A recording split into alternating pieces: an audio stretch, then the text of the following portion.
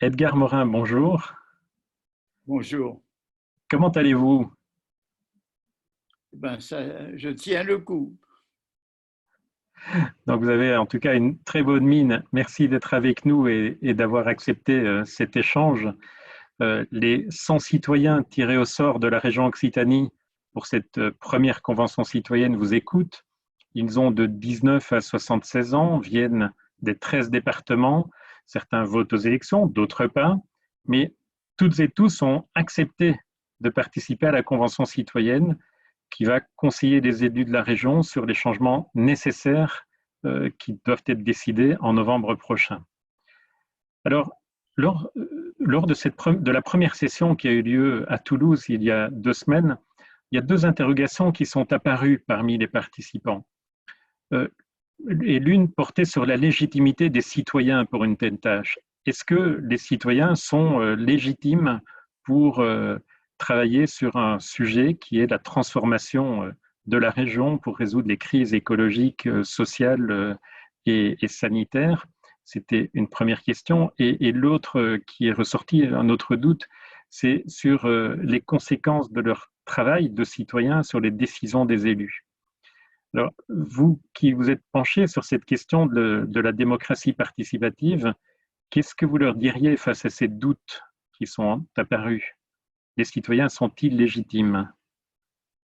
Écoutez, tout citoyen est compétent sur des questions d'intérêt collectif, ou s'il n'est pas compétent, il doit essayer d'être compétent et de participer à la vie collective. Et moi, depuis très longtemps, je suis partisan de compléter la démocratie représentative par une démocratie participative qui peut avoir plusieurs formes, qui peut avoir forme de conseils communaux, comme de conseils nationaux, comme celui qui s'est fait, comme des conseils régionaux, comme celui auquel vous me demandez de participer. Et je pense que la formule du tirage au sort est une des formules classiques de la démocratie que Athènes, au 5e siècle avant notre ère, a inauguré, ne serait-ce que pour la nomination des juges, et que l'on peut utiliser justement pour avoir une répartition plus juste que dans les systèmes électoraux où il n'y a qu'une petite partie de électeurs qui veulent et on les somme de faire un choix binaire alors que là, il y a une possibilité de débat. Donc, je suis un très fervent partisan de la démocratie participative et de cette forme nouvelle qui vient d'être inaugurée.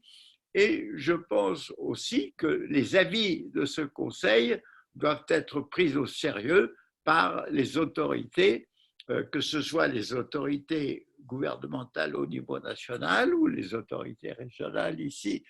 C'est-à-dire que là aussi, un nouveau débat doit s'ouvrir entre ce que propose ou critique le Conseil des citoyens et les autorités par ailleurs.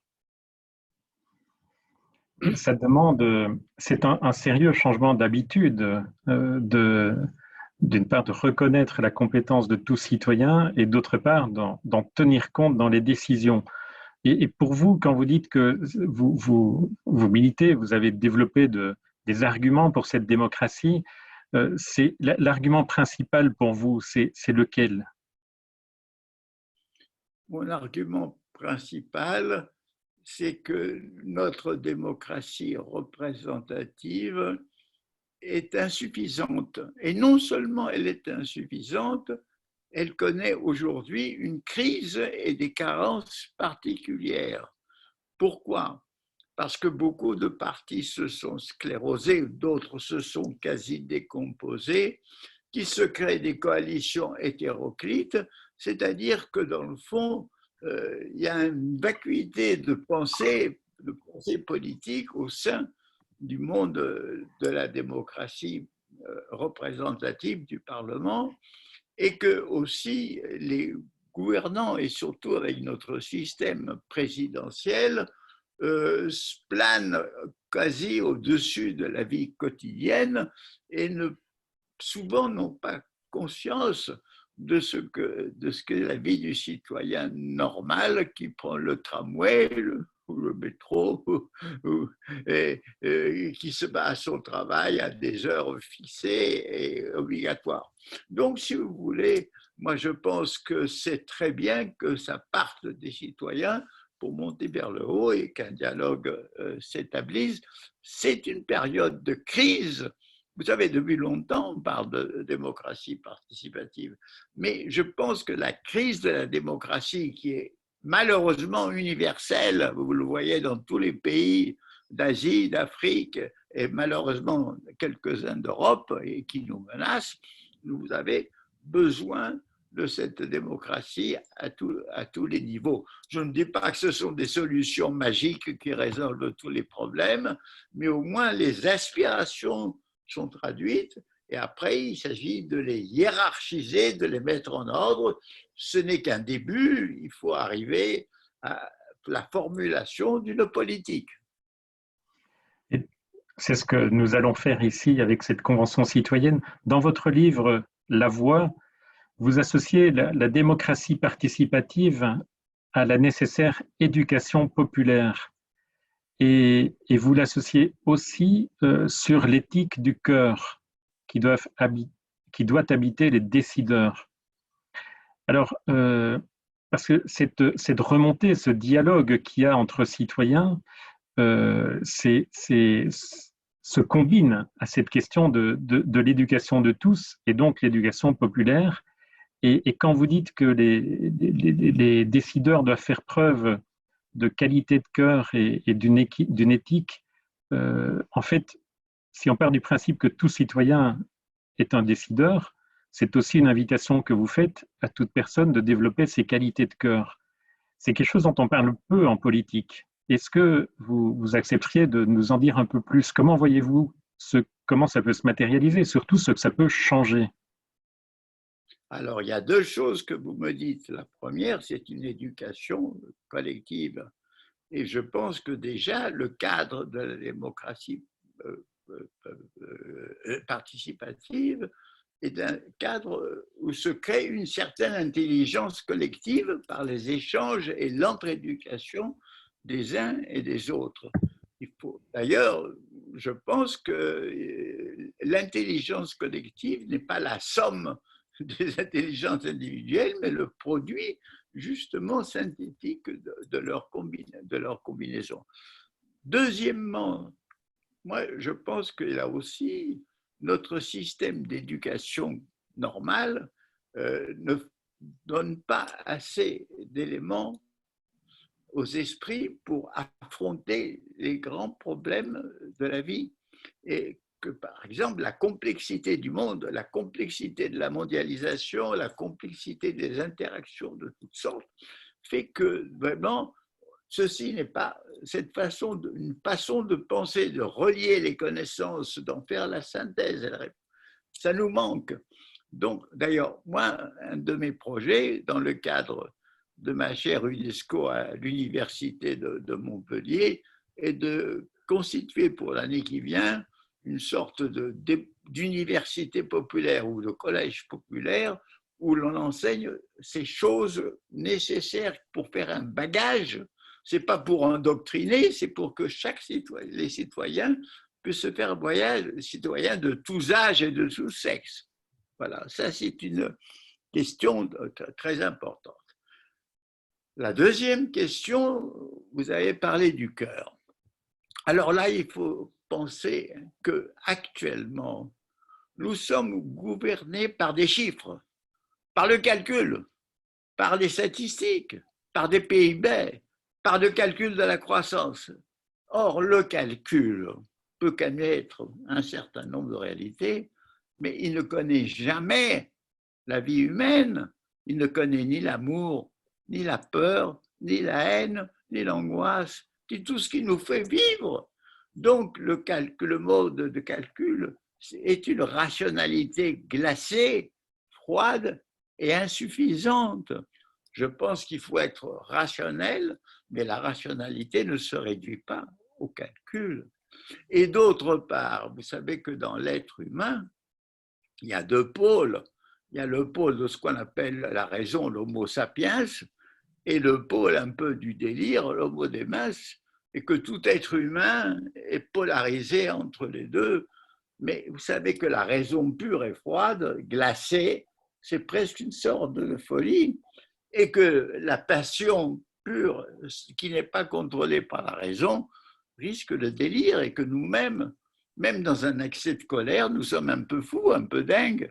Donc il faut combiner sans arrêt la raison et la passion, je veux dire l'esprit et le cœur.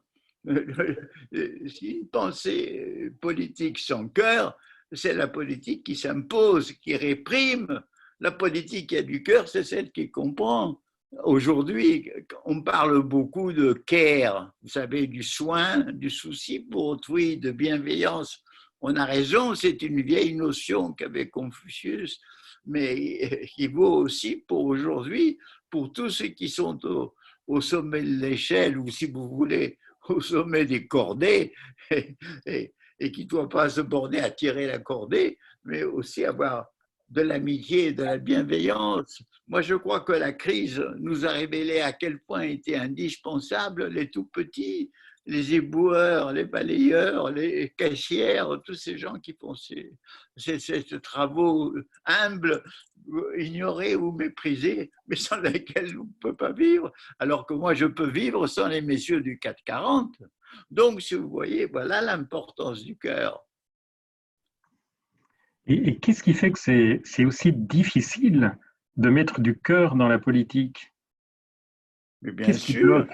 Qu'est-ce vous qui mettez du bloque? cœur, monsieur, partout. Et Mais qu'est-ce qui rend parce la que chose difficile? l'intelligence, il faut lier les deux. Oui, vous avez un diagnostic sur le blocage qui rend cela difficile. Pourquoi les chiffres l'emportent-ils dans la politique et pourquoi le cœur est-il si difficile à mobiliser? Pourquoi que je n'ai pas bien entendu là? Là, vous m'entendez bien? Si Voilà. je dis pourquoi les chiffres, le côté raison, chiffres, l'emportent-ils dans la politique et pourquoi le cœur est-il si difficile à mobiliser dans la politique? Parce que depuis des dizaines d'années, la politique s'est vidée de pensée et s'est mise à remorque de l'économie. Et l'économie, ce sont des chiffres et des calculs. Et malheureusement, à la remorque d'une économie dominante qui donne la priorité au profit, comme si le profit va régler tous les problèmes. C'est la fameuse théorie du ruissellement. Plus les riches seront riches, plus l'argent va ruisseler. Or, on n'a pas vu ça ni chez M. Pinault, ni chez M. Lagardère. Ça ne ruisselle pas tellement. Donc, si vous voulez, c'est parce que la politique s'est dégradée en économie et que l'économie s'est dégradée dans ce qu'on appelle le néolibéralisme que la politique manque totalement de cœur et dans tous les domaines, pas seulement pour les malheureux, pas seulement pour ceux qui continuent à ne pas avoir de toit et à coucher dans les rues, pour les migrants, pour des malheureux que l'on traite, que l'on enlève de leur temps. Je veux dire que c'est ça qui est important. Et puis en plus, je veux dire, c'est pas seulement pour les malheureux, mais qui souffrent de la misère et de la pauvreté, mais il y a un malheur humain aussi de la solitude, des femmes abandonnées, des vieux abandonnés, des jeunes solitaires, et tous ces gens-là, il faut y penser avec le cœur. Il ne faut pas penser que ce sont des choses qui entrent dans des statistiques. C'est quand même fondamental. Edgar Morin, les 100 citoyens qui vous écoutent ont reçu un mandat de Carole Delga, présidente de la région, c'est d'exprimer des propositions d'actions concrètes pour que la région Occitanie améliore le bien-être des habitants, que la justice sociale soit renforcée et qu'il y ait plus de confiance entre citoyens et l'institution. Et pour vous, Edgar Morin, quelles sont les grandes décisions que nous devons, en tant qu'humains et habitants de l'Occitanie, prendre aujourd'hui et qui feront que dans 60, 70 ans, nos petits-enfants ou arrière-petits-enfants seront fiers de nous? Écoutez, l'objectif essentiel, c'est que de lutter contre tout ce qui est le mal-être, le malaise, et tout ce qui est pour le mieux vivre, le bien vivre. Vous voyez, ça, c'est une chose.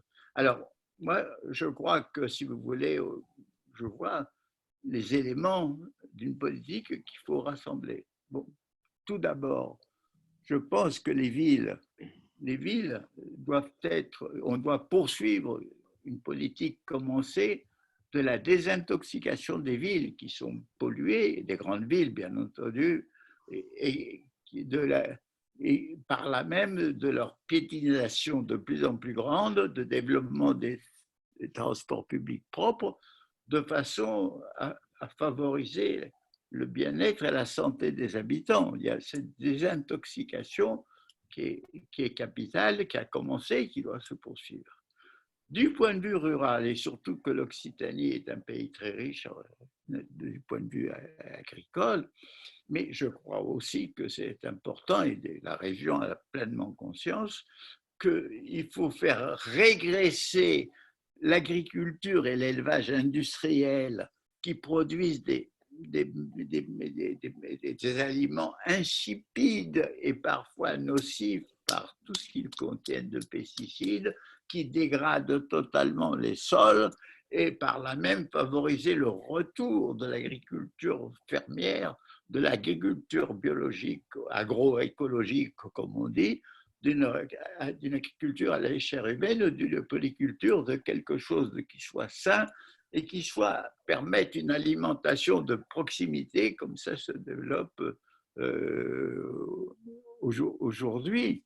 Donc, si vous voulez, il y a aussi une chose très importante, c'est que cette Occitanie si riche en, en villages, en bourgs, cette Occitanie rurale assez intéressante, elle est victime, comme le reste du pays, de la mort, de la vitalité des villages. Pourquoi? Parce que les bistrots ont disparu, la boulangerie a disparu, l'épicier a disparu. Il n'y a que ceux qui peuvent aller en voiture et encore ils vont dans les grandes surfaces. Donc, si vous voulez, il faut redonner vie à ces villages.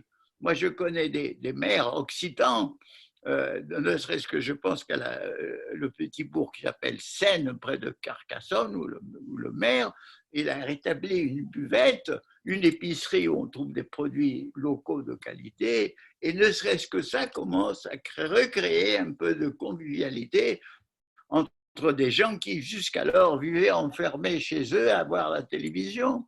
Donc, vous voyez, et puis il faut remettre des bureaux de poste là où ils ont été supprimés, il faut remettre des hospices, parce qu'il y a des pauvres vieux, des pauvres malades, on ne va pas les transporter à 200 km à des hôpitaux, parfois pour des maux que l'on peut soigner sur place. Donc, vous voyez, il faut revitaliser les villages, les bourgs, il faut réhumaniser les villes, c'est un travail formidable.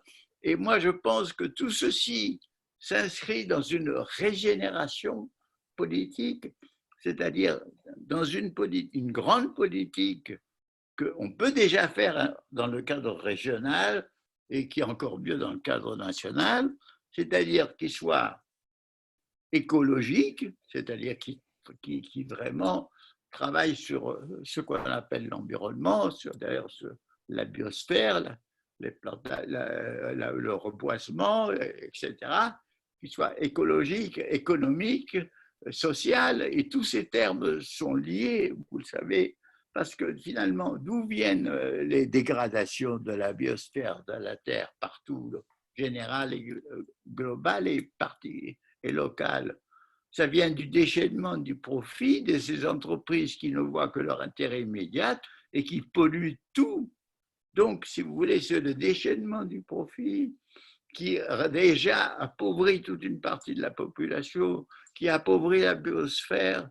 Et tout ça, c'est lié, parce que si vous redonnez un élan à l'économie, qui va refaire de l'énergie propre, qui va travailler dans les villes pour le réhumaniser, avec des nouvelles personnes qui iront dans les campagnes, une nouvelle génération rurale, vous donnez de l'emploi, vous donnez un travail sain, vous redonnez, vous régénérez une société, une civilisation.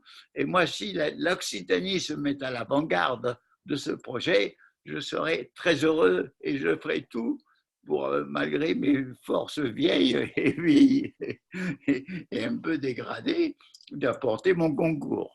Mais toujours bien là et vaillante, Edgar Morin.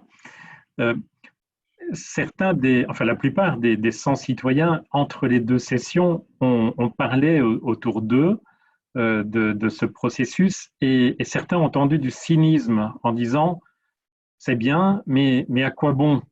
À quoi bon?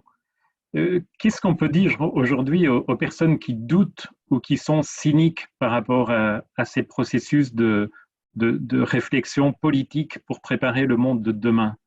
Qu'est-ce que vous leur diriez? Mais vous savez, ce n'est pas parce qu'on est devant une tâche historique très grande et très difficile, et où du reste se multiplient les périls de toutes sortes, qu'il faut renoncer. Au contraire, il faut se lancer. Mais moi, je me souviens, dans l'époque, quand il y a eu le désastre de l'armée française en 1940, je me souviens à quel point l'Occitanie a accueilli les bras ouverts des millions de réfugiés des pays du Nord qui fuyaient les armées allemandes et comment on a pu vivre grâce à la solidarité des paysans et des familles dans ces temps-là. Donc, si vous voulez, il y a des ressources humaines formidables qui ne demandent qu'à se réveiller. La solidarité dort parfois, dort malheureusement trop souvent, mais quand arrive le défi, elle se réveille. Et puis, le doute, ça veut dire quoi? Bon, ça veut dire une première chose, ça veut dire que l'avenir est incertain. Mais vous savez, l'avenir a toujours été incertain. Ceux qui l'ont cru certain s'illusionnaient. Ceux qui, à l'époque de ce qu'on appelle les 30 glorieuses, croyaient qu'on était dans une époque merveilleuse d'harmonie, ils se sont mis le doigt dans l'œil. Mais quand même, la pandémie est un exemple formidable que malgré tout ce que la science croyait savoir de maîtrise des bactéries, des microbes, pop, un petit virus pouvait tout foutre en l'air. Donc, le risque, l'incertitude, c'est notre destinée humaine et la lutte contre cette incertitude, c'est le sens de l'aventure humaine et qui a besoin pour ça de fraternité. Et si vous sentez ça, que c'est important d'œuvrer pour le bien commun, pour le bien public. Non seulement vous restez évidemment dans l'incertitude, vous n'êtes pas sûr de réussir, mais toute décision dans la vie est un pari, personne n'est sûr de quoi que ce soit, mais la question est de parier pour les forces bénéfiques d'union, de communion, et pas de parier pour les forces de destruction et de conflit. Donc, une fois que ça tonifie, moi je crois, si vous voulez, on n'élimine pas le doute, mais on ne se laisse pas dévorer par le doute, on le transforme en pari, on le transforme en acceptation de vivre dans l'incertitude. Et nous pouvons marcher ensemble dans ce sens. Merci Edgar Morin, merci beaucoup. C'est une magnifique conclusion et je pense qu'elle va faire beaucoup de bien à tous les membres de la Convention citoyenne, mais aussi aux élus de la région Occitanie qui vous regarderont également, puisque c'est un deal citoyen-élu, cette Convention citoyenne. Donc merci mille fois. Je vous salue tous, je vous dis bon travail et je salue Carole Delba et je salue tous ses collaboratrices et collaborateurs et vous-même. Merci l'Occitanie. Moi, désormais, je suis un néo-occitan et je m'y sens enraciné et je me sens avec vous. Au revoir, monsieur. Au revoir.